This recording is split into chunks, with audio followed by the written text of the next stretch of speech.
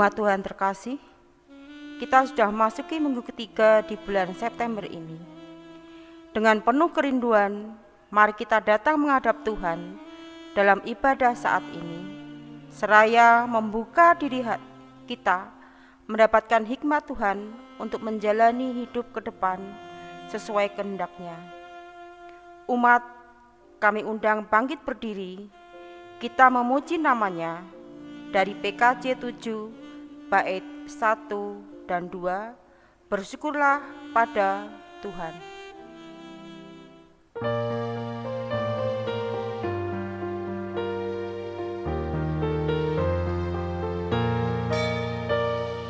Bersyukurlah pada Tuhan, serukanlah nama-Nya, bernyanyilah bagi Tuhan, mari bermazmurlah.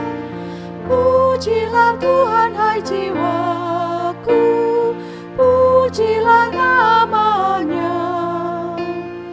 Aku hendak bernyanyi seumur hidupku.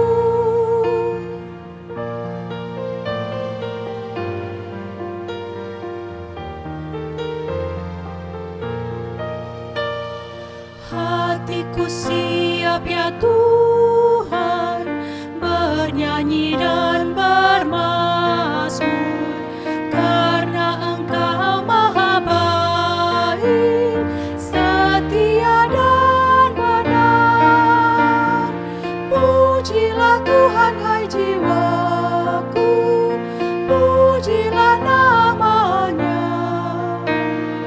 Aku hendak bernyanyi seumur hidupku.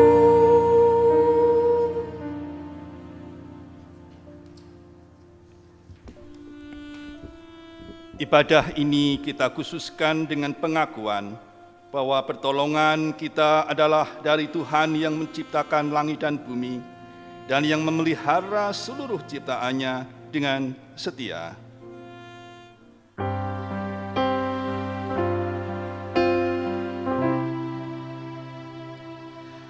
Amin,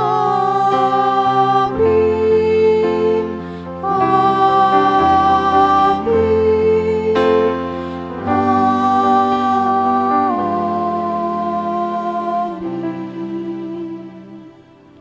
Anugerah dan damai Kristus ada pada saudara. Kini dan selamanya. Silakan duduk.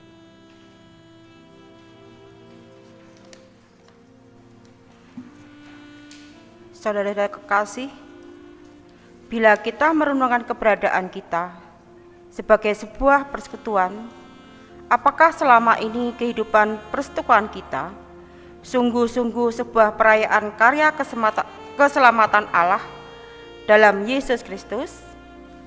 Apakah kebersamaan di antara kita selama ini merupakan sebuah cinta kasih Kristus di antara satu dengan yang lain? Ataukah selama ini kita terlalu sibuk dengan perayaan-perayaan hidup yang hanya selalu berorientasi pada kepuasan dan kepentingan diri? Tema perayaan iman kita kali ini adalah ibadah sebagai tanda pemeliharaan Allah. Saudaraku, ibadah bukan hanya tentang pergi ke gereja setiap minggu, mengikuti pelayanan atau aktif dalam kegiatan gerejawi saja. Ibadah yang sejati adalah ketika kita menjaga tubuh dan hidup kita agar tetap kudus sehingga berkenan kepada Allah. Sudahkah kita memiliki ibadah yang sejati, yang berkenan kepada Allah? Apakah ibadah kita selama ini menjadikan kita pribadi yang merefleksi gambaran Tuhan? Firman Tuhan dalam Injil Matius 22 ayat 37 sampai 40 mengingatkan kita demikian. Jawab Yesus kepadanya, "Kasihilah Tuhan Allahmu dengan segenap hatimu dan dengan segenap jiwamu dan dengan segenap akal budimu. Itulah hukum yang terutama dan yang pertama. Dan hukum yang kedua yang sama dengan itu ialah, kasihilah sama manusia seperti dirimu sendiri. Pada kedua hukum inilah tergantung seluruh hukum Taurat dan kitab para nabi. Mari di hadapan Tuhan kita mengakui segala kelemahan kita dan memohon pengampunannya, karena kita sering gagal menjaga kasih Allah tercermin dalam cinta kasih kita kepada sesama. Umat berdoa secara pribadi.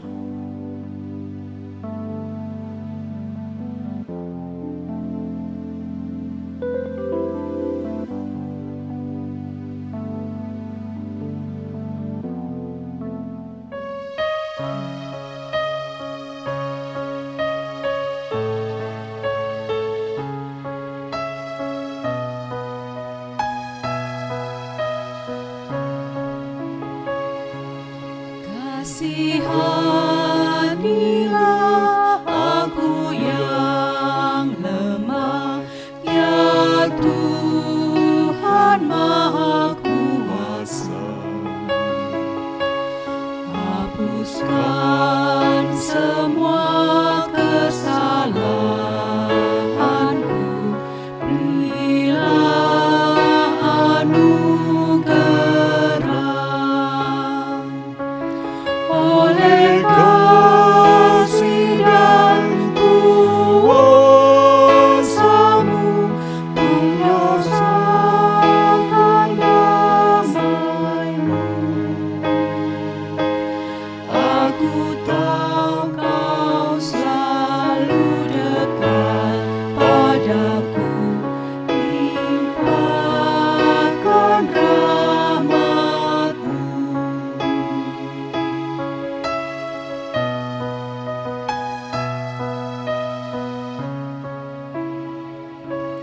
Kini aku sadari dosaku dan segala kekuranganku. Namun kasih-Mu tetap padaku, sucikan diriku. Ku serahkan seluruh hidupku pada Tuhan yang benar. Hatiku selalu bersyukur, bergemar dan berbahagia.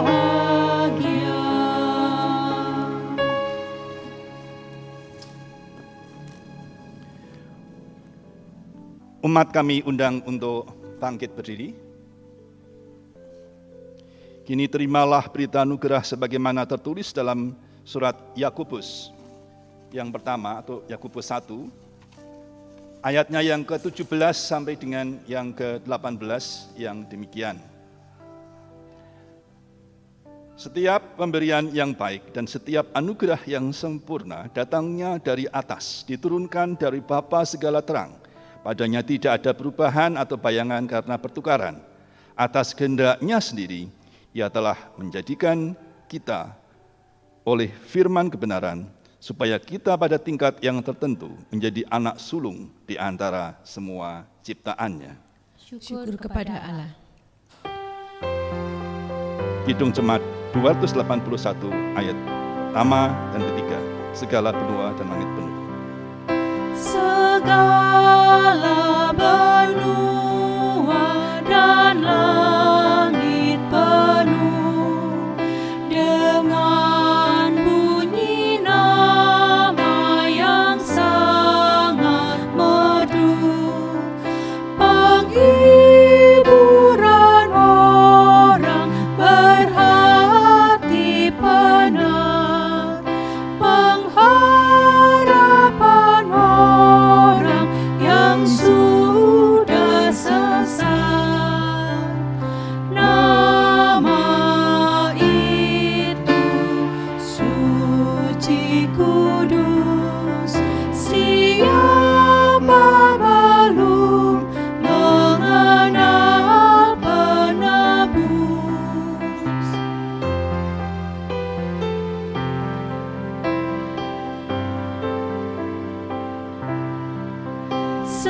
sekalian bangsa sekali hendak berlutut di hadapan Yesus kelak, dan kita kiranya menyanyi serta malaikat di sorga pujian sembah.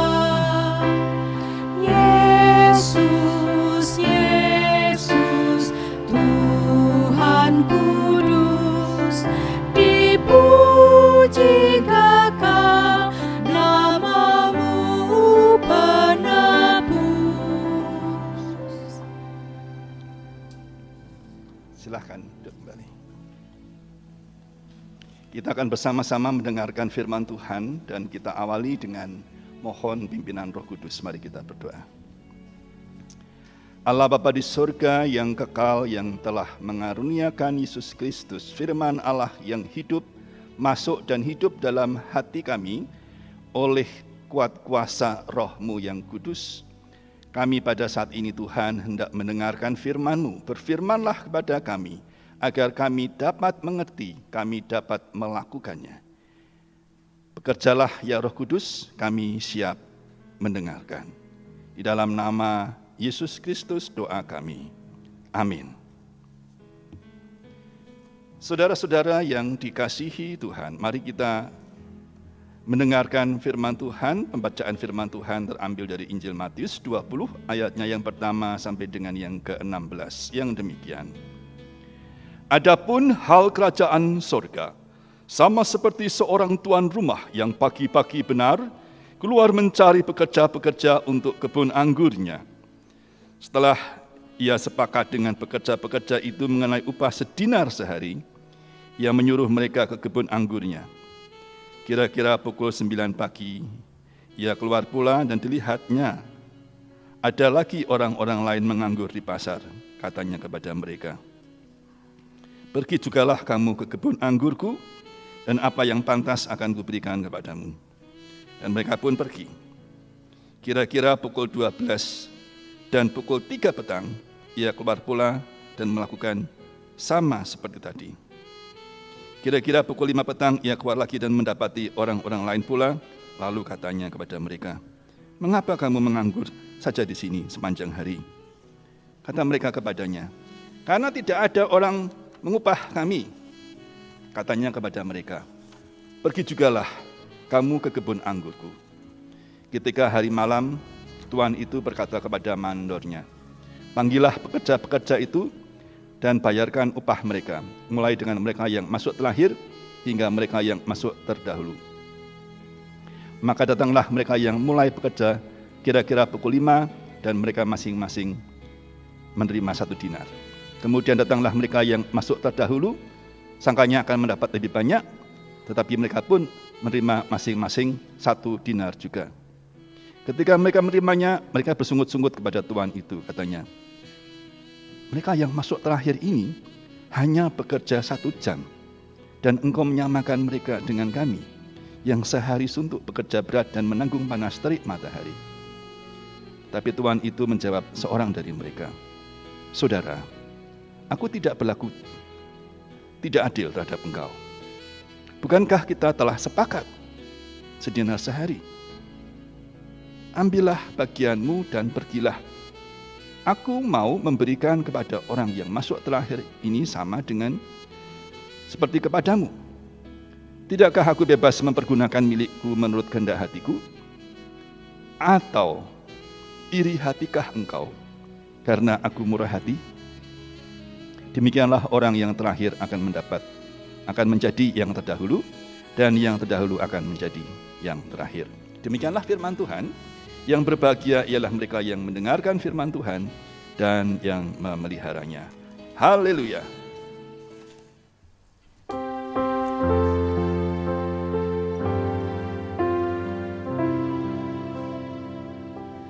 Haleluya, haleluya, haleluya.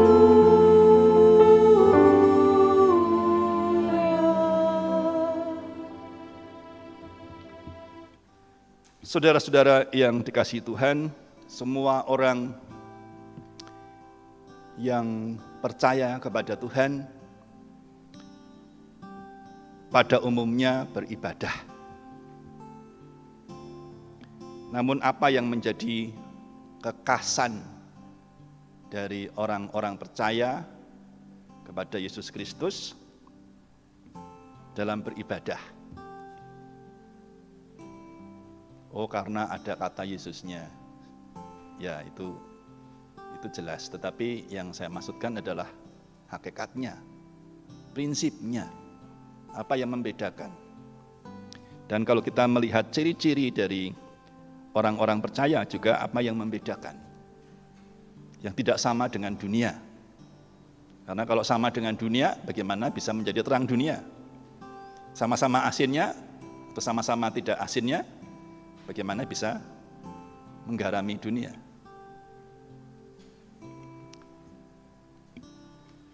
Nah, saya hanya mau berangkat dari apa yang dikatakan oleh Yesus sendiri. Yesus sendiri setidaknya menunjukkan bahwa orang percaya itu memiliki 3 kekhasan dibandingkan dengan orang yang belum mengenal Allah. Paling tidak, ya, paling sedikit. Dan itu juga nampak di dalam sikap, dalam doa, dalam ibadah. Yang pertama adalah adanya dengan legowo, dengan sukacita, adanya pengampunan terhadap yang lain. Karena apa? Karena sudah diampuni terlebih dahulu. Nah, ini menunjukkan pada dasar dari perbedaan itu. Kalau orang-orang yang tidak mengenal Allah, biasanya mereka beribadah itu untuk mencari Allah. Ibaratnya itu mau memanjat, naik tangga, mau sampai kepada surga, seperti Menara Babel. Tapi nggak akan pernah sampai surga. Karena manusia terlalu rendah dibandingkan dengan ketinggian dan keluhuran kerajaan surga. Tapi kalau di dalam iman Kristen,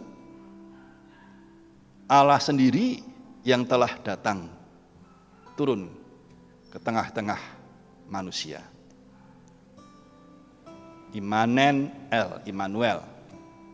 itu masuk di dalam, tinggal bersama, El itu adalah Allah.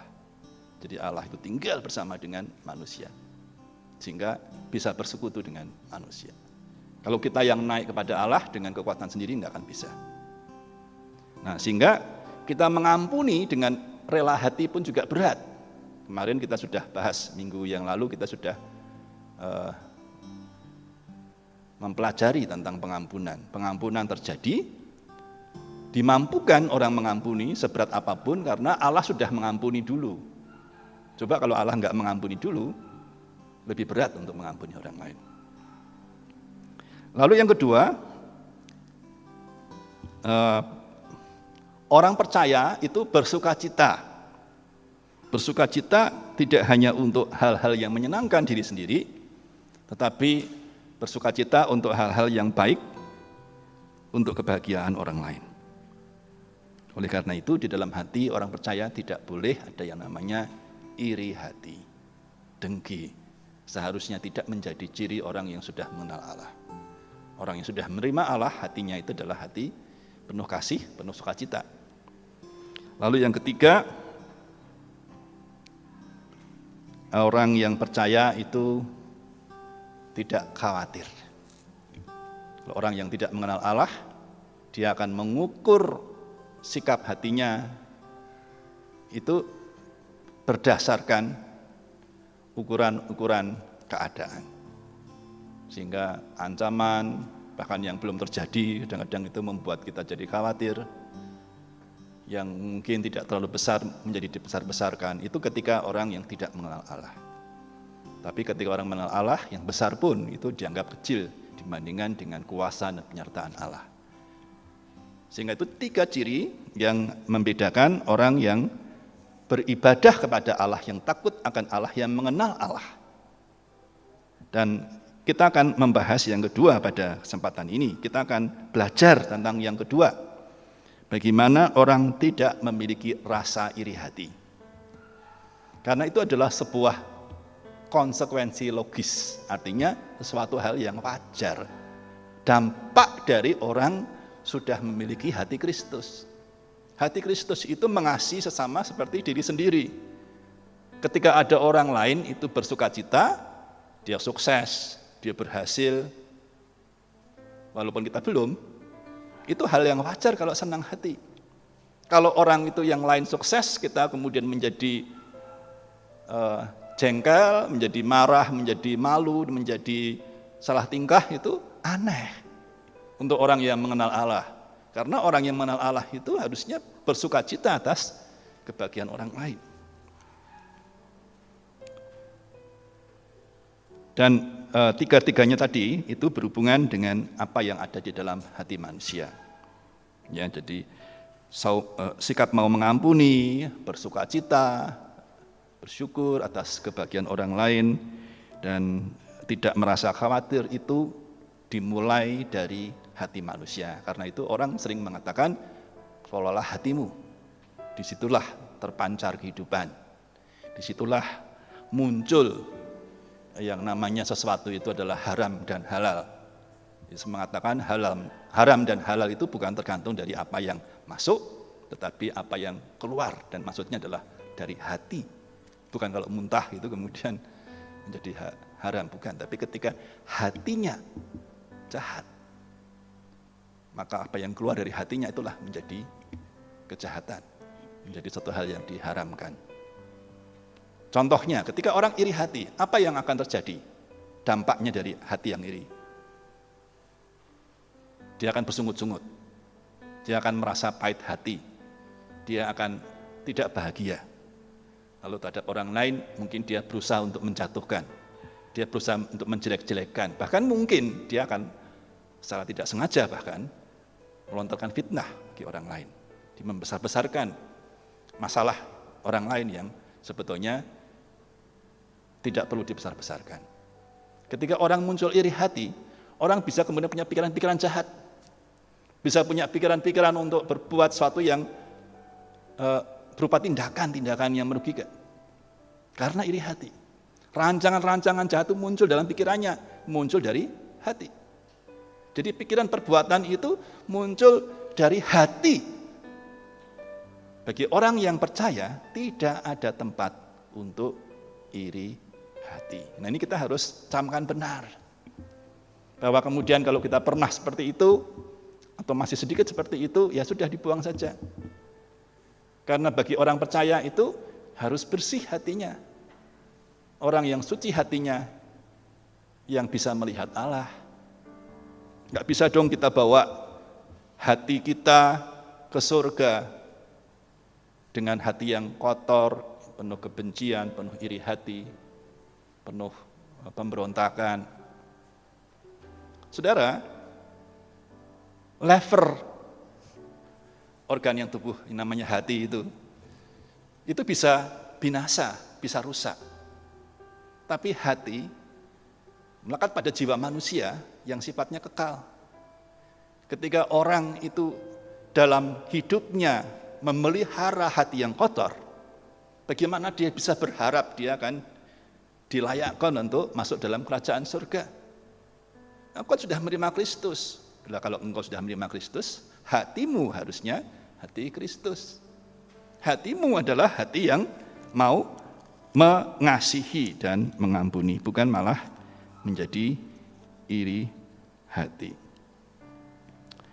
Dan satu hal yang harus kita camkan benar, bahwa di dalam iri hati itu yang pertama kali rugi itu bukan orang yang diireni, orang yang disikapi dengan iri hati, tetapi diri kita sendiri.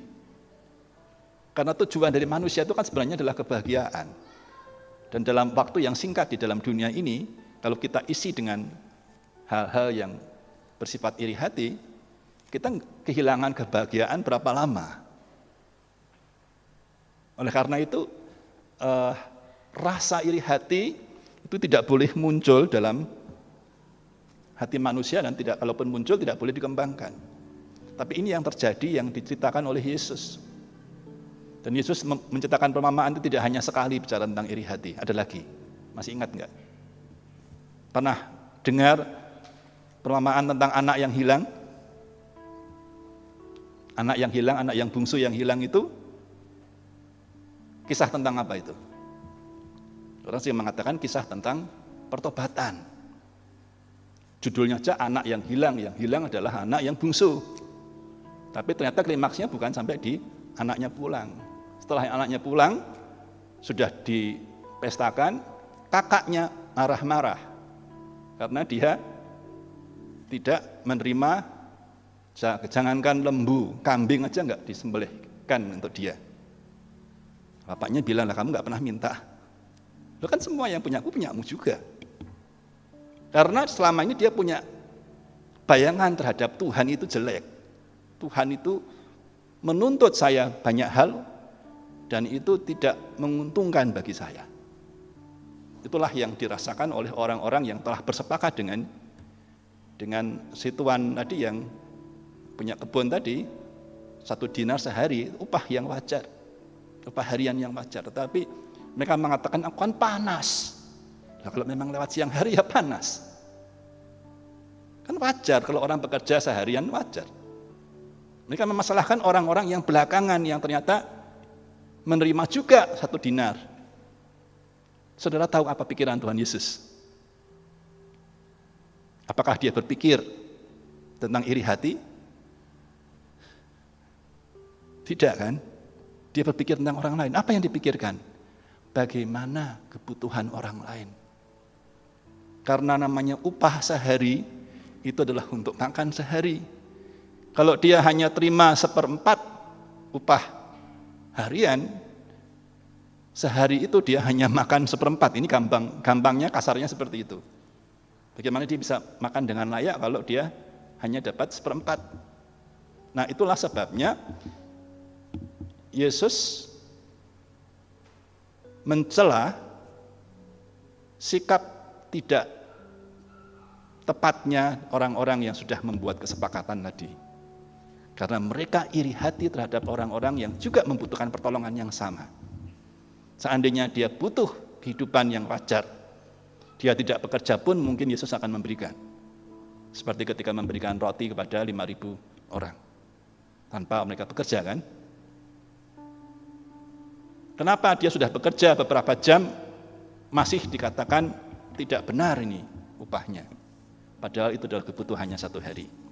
Karena di dalam pikirannya, dalam dasar hatinya, dalam dasar niatnya, itu bukanlah mencintai sesama seperti diri sendiri. Dasar cintanya adalah kepada diri sendiri. Bukan kepada Allah dan bukan kepada sesama manusia. Kalau kepada Allah pasti dia akan memiliki hati Kristus. Karena Allah sendiri sudah mengasihi dan mengirimkan Kristus, mengirimkan Roh Kudus. Tetapi banyak orang, bahkan orang Kristen pun masih kepleset di sini, bersikap iri hati.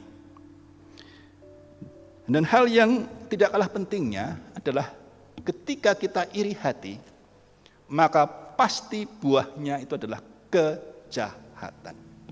Dari iri hati akan membuahkan kejahatan. Dan kejahatan itu adalah perbuatan baik atau dosa? Dosa kan? Dosa upahnya apa? Maut. Sengatnya iblis itu adalah dosa. Caranya supaya manusia berdosa dibikin iri hati. Wah, ada yang lebih hebat. Wah, dia itu enggak adil, itu orang itu dapat lebih banyak. Dan sebagainya. Orang pusing mikirin orang lain akan sangat rugi untuk hidupnya saat ini dan hidupnya yang akan datang. Seperti dia telah menendang, mengusir Yesus Kristus dalam hatinya. Makanya kita jangan pelihara iri hati, kita lepaskan segala iri hati, kita penuhi dengan kasih Allah. Nah, bagaimana kita secara konkret sehari-hari kita melakukan hal itu, saudara-saudara yang dikasihi Tuhan?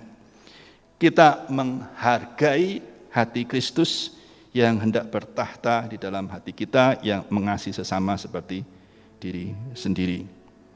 Dan hati Kristus itu tidak hanya kita nampakkan di dalam ibadah kebaktian seperti saat ini, tetapi juga di dalam kehidupan, karena sesungguhnya tubuhmu adalah bait Allah. Ibadahmu yang sejati adalah persembahan tubuhmu. Disitulah sebenarnya kita juga apa yang kita hayati dalam ibadah ini harus kita pancarkan. Kalau dulu kita suka bersalaman itu ya, menunjukkan sebuah perdamaian dengan orang lain, kasih dengan orang lain. Kita nampakkan itu dalam kehidupan sehari-hari. Nah, saudaranya kasih Tuhan, contoh yang pertama adalah ibadah itu adalah kekudusan. Adalah ibadah yang kudus. Mari kita menguduskan hati kita. Kita tidak mengisinya dengan kebencian atau iri hati. Biasanya dimulai dari iri hati, lalu jadi kebencian. Kebencian jadi rancangan dan tindakan yang jahat. Lalu kita juga mencintai orang lain dengan konkret, yaitu dengan apa? Kita memuji orang lain. Memuji orang lain itu pertama kapan? Ketika orang itu tidak ada di tempat. Nah, orang kan seringkali memuji orang ketika orangnya ada, supaya nanti orang tahu dia bisa dibalas ya, atau dihargai. Sebaliknya ketika orang nggak ada, mudah sekali untuk membicarakan orang lain, merasani, ngelumpiin orang lain. Betul tidak? Tapi itu tidak benar.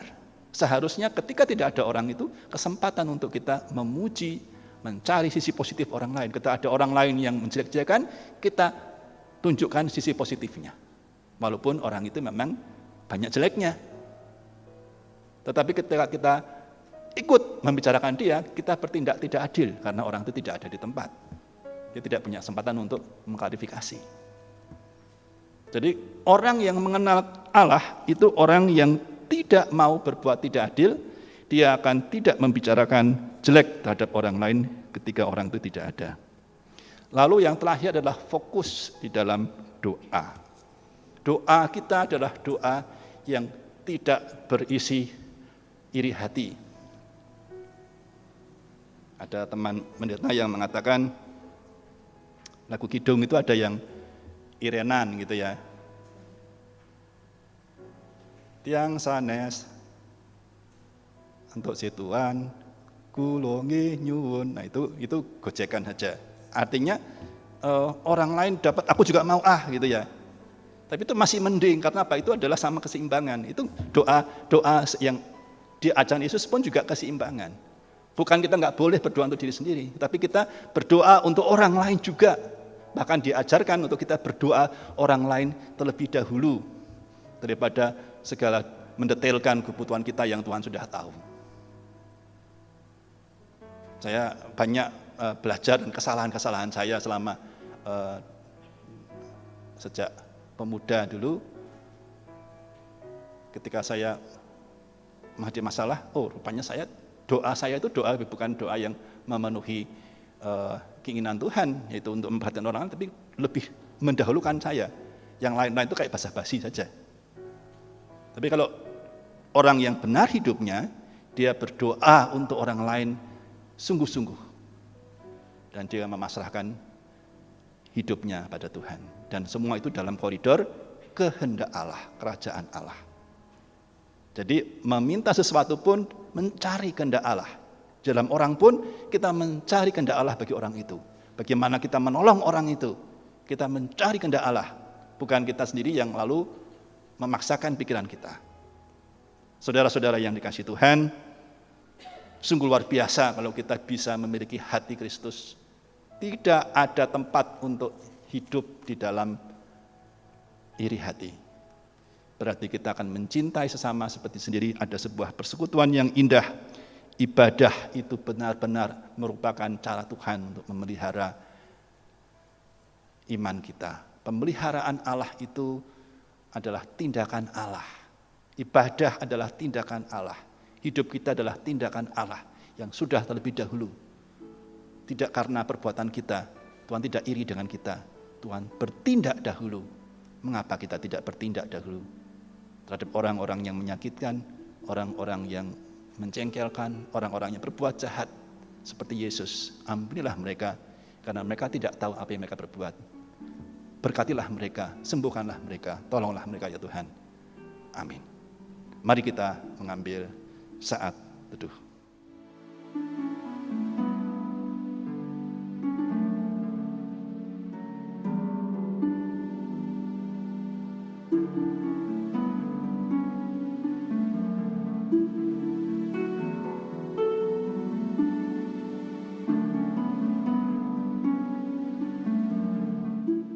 Mari kita berdoa. Allah Bapa di surga, Allah yang kami kenal dalam Yesus Kristus, kami bersyukur Tuhan atas segala orang-orang yang Kau tempatkan dalam hidup kami, baik yang menyenangkan maupun tidak menyenangkan. Engkau membentuk hati kami untuk menjadi hati Kristus, di mana kami mengasihi tidak tergantung dari sikap orang. Kami mengasihi tidak tergantung dari tindakan orang, tetapi tergantung dari kasih karunia-Mu Tuhan. Dan itulah yang menjadi sumber memampukan kami untuk tidak sedikit pun mengizinkan rasa iri hati hinggap dalam hati kami.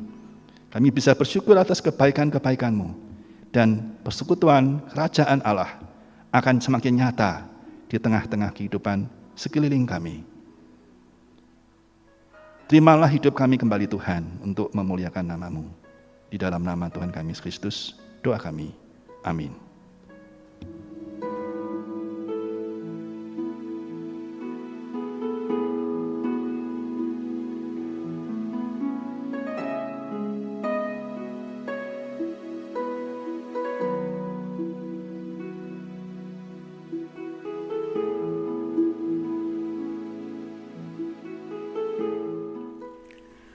Umat, kami undang bangkit berdiri bersama umat Tuhan di segala tempat dan waktu. Kita menyatakan kembali pengakuan iman kita menurut pengakuan iman rasuli. Aku percaya kepada Allah Bapa yang Maha Kuasa, Kait langit dan bumi, dan kepada Yesus Kristus, Anak-Nya yang tunggal Tuhan kita, yang dikandung daripada Roh Kudus, lahir dari anak darah Maria, yang menderita di bawah pemerintahan Pontius Pilatus, disalibkan, mati dan dikuburkan, turun ke dalam kerajaan maut.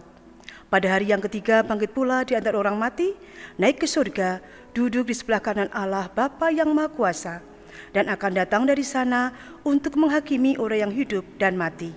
Aku percaya kepada Roh Kudus, gereja yang kudus dan am, persekutuan orang kudus, pengampunan dosa, kebangkitan daging, dan hidup yang kekal. Umat dipersilahkan duduk kembali. Mari kita bersama-sama naikkan doa syafaat. Bapa kami yang bertahta di dalam kerajaan surga, sungguh kami mengucap syukur berkat kasih kemurahan-Mu. Kami masih Engkau izinkan untuk beribadah bersekutu bersama, walaupun ibadah kami masih harus berbentuk daring, namun tidak mengurangi rasa kebersamaan di antara kami. Bapa, perkenankanlah kami menghampiri tahta-Mu, membawa doa syafaat kami. Secara khusus kami berdoa untuk bangsa dan negara kami yang sampai sejauh ini masih bergumul menghadapi pandemi COVID-19. Berkatilah para pemimpin kami agar di dalam melakukan berbagai kebijakan baik dalam penanggulangan pandemi maupun kebijakan dalam bidang ekonomi benar-benar kebijakan yang tepat seturut dengan apa yang menjadi kehendak-Mu untuk bangsa dan negara kami. Terlebih Bapa, saat ini kami harus memasuki masa adaptasi kebiasaan baru.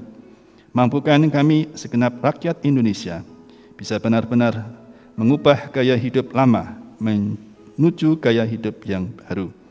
Kami juga mohonkan berkat untuk para pasien baik yang masih dirawat dalam masa isolasi maupun yang sudah sembuh. Kiranya Engkau berkati senantiasa agar tetap menunjukkan rasa syukur dan sukacita. Demikian pula para dokter, perawat, dan para tenaga medis. Engkau juga berkati agar di dalam masa-masa berat dan penuh tantangan ini mereka tetap bisa melaksanakan tugas dan panggilannya untuk mengupayakan kesembuhan para pasien. Bapa yang Maha Kasih, secara khusus pula kami berdoa untuk kota kami tercinta, Kota Salatiga.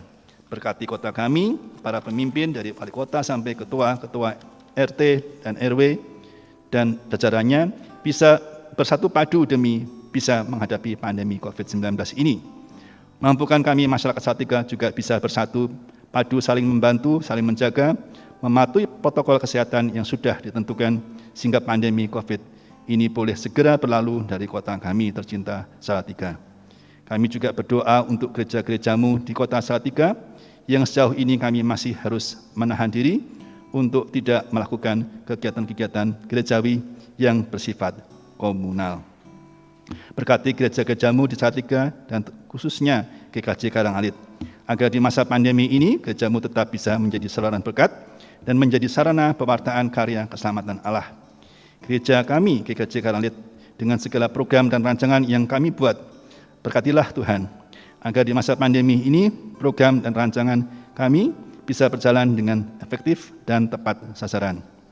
Bapa yang penuh rahmat, kami juga mendoakan beberapa warga jemaat GKJ Karangalit yang sedang sakit. Ada yang masih dirawat di rumah sakit, ada yang dirawat di rumah, dan ada juga yang dalam masa pemulihan. Berkatilah berbagai upaya yang dilakukan demi tercapainya kesembuhannya.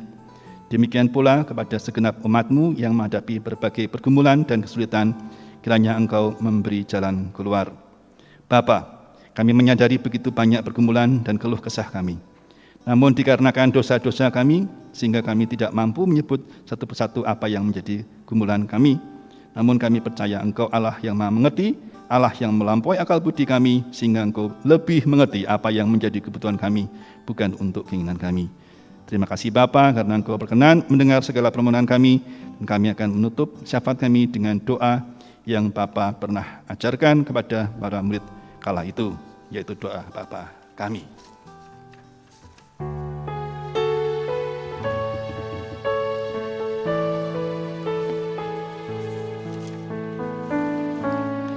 Bapa kami yang ada di sorga, dikuduskanlah nama-Mu, datanglah kerajaan-Mu, jadilah kehendak-Mu di bumi seperti di surga.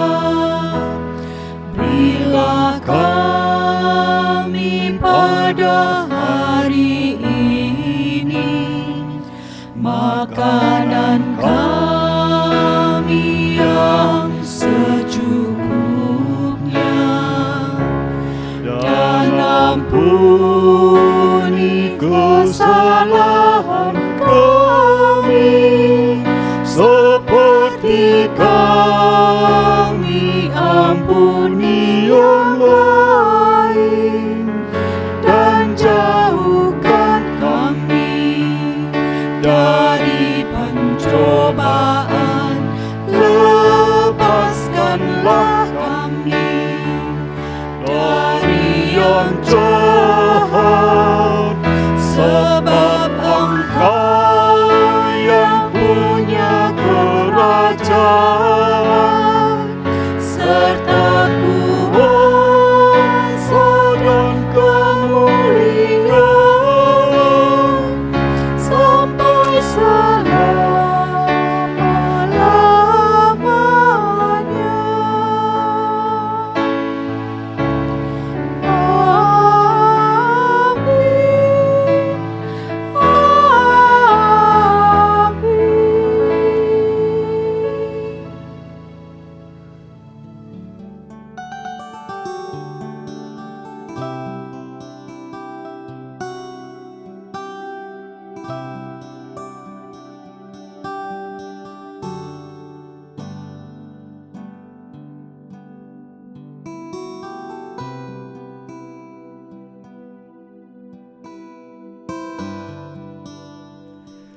Umat Tuhan yang terkasih, yang ada di rumah ataupun di mana saudara berada, marilah kita ungkapkan syukur kita melalui persembahan yang kita kumpulkan dengan sabda Tuhan yang mendasari persembahan kita. Sebab siapakah aku ini dan siapakah bangsaku, sehingga kami mampu memberikan persembahan sukarela seperti ini, sebab daripadamulah segala-galanya, dan dari tanganmu sendirilah persembahan yang kami berikan kepadamu. 1 Tawarikh 29 ayat yang ke-14. Persembahan bisa dimasukkan ke dalam amplop dan dikumpulkan kepada ketua wilayah masing-masing. Kita haturkan persembahan sambil memuji namanya dengan memuji nama Tuhan yang diambil dari pelengkap Pitung Jemaat 147, bait yang pertama dan yang ketiga. Di sini aku bawa Tuhan.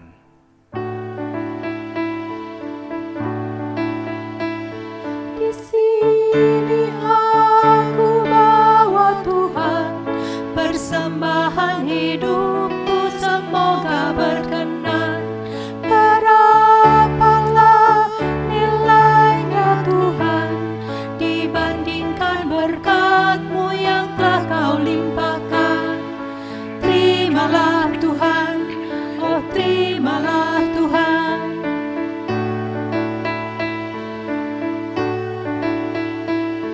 Ku ingat firman-Mu ya Tuhan, yang mengajarkan kami mengingat yang kecil. Berkati semua ya Tuhan, supaya persembahan tetap mengalir terus. Terimalah Tuhan, oh terimalah Tuhan.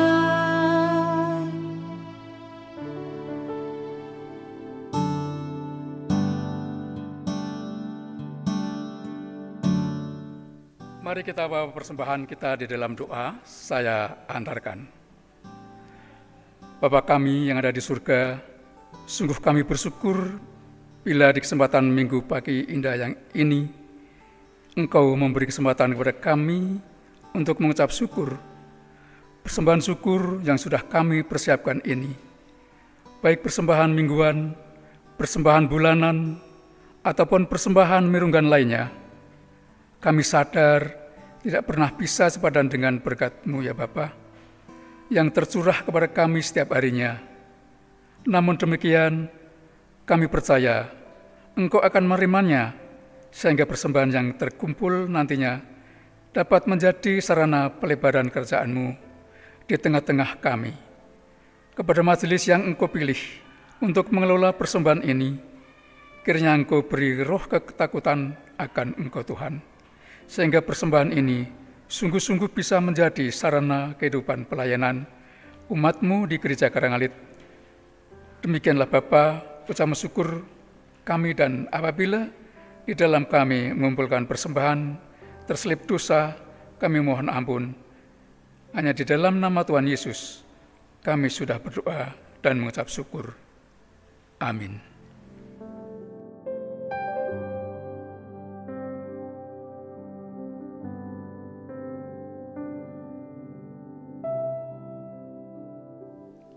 Umat yang dikasihi Tuhan, marilah kita bangkit berdiri.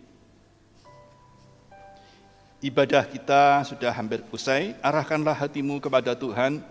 Jalanilah hidup sehari-hari dengan kesetiaan iman.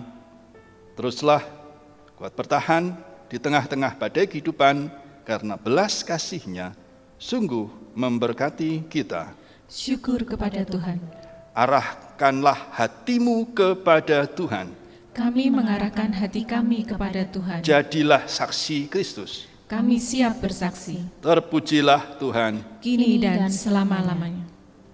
Terimalah berkat Tuhan. Semoga Allah sumber pengharapan memenuhi saudara dengan segala sukacita dan damai sejahtera dalam iman, supaya oleh kekuatan Roh Kudus saudara berlimpah dalam pengharapan. Amin. Kita tutup ibadah kita dengan menyanyikan Mazmur 96 bait pertama dan kedua. Nyanyikanlah nyanyian baru, nyanyikanlah bagi Tuhanmu, dan selanjutnya.